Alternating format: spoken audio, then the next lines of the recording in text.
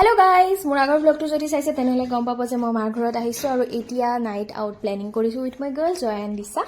আৰু এটো পুলপুলি আৰু দেউতাৰ লগত মই যাওঁ স্কুটিখনতে যাম আৰু দেউতাই গাড়ী চলাইছে মই গৈছো বৰষুণৰ বতৰ গতিকে ৰেইনি একদম ওয়েদাৰটো বহুত ভাল হৈছিল আমি হিয়তে প্ৰথমতে ট্ৰেন্সত গ'ল মই হিয়তক তাতেই লগ কৰিলো আৰু এই বেগটো বহুত দিনৰ পৰা মোৰ ইমান বেছি পছন্দৰ হৈছে কিন্তু প্ৰাইসটো অলপ হেভি হৈ আছে কোনোবাই যদি গিফট দিব বিচাৰে দিব পাৰে মোৰ একো প্ৰবলেম নাই আৰু বাহিৰতে চাইলে প্ৰথমবাৰৰ বাবে এই ৰাইনো নামৰ বাস ৰেষ্টুৰেণ্ট এখন খুলিছে গতিকে আমি ভাবিলো যে ওকে আমি তাতে ফাৰ্স্ট চাই লওঁ আমি গৈছিলো যিদিনা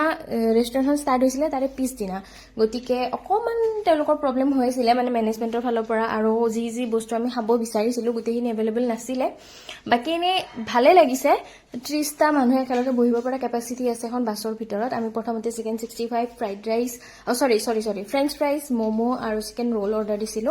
আৰু চিকেন 65 টো অলপ গন্ডগোল কৰি দিলে তেওঁলোকে অলপ গ্ৰেভি টাইপ কৰিলে আমি ভাবিছিলো চিকেন 65 ইউজুৱেলি ড্ৰাই হয়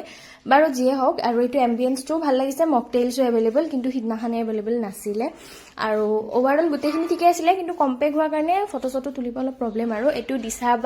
দিছাৰ বায়েকে আমাক পান গিফ্ট দিলে পান চান খাই লৈ এতিয়া ঘৰলৈ উভতো লগ পাই আছো আপোনালোকৰ আন এটা ব্লগত ভাল লাগিলে চেনেলটো সাবস্ক্ৰাইব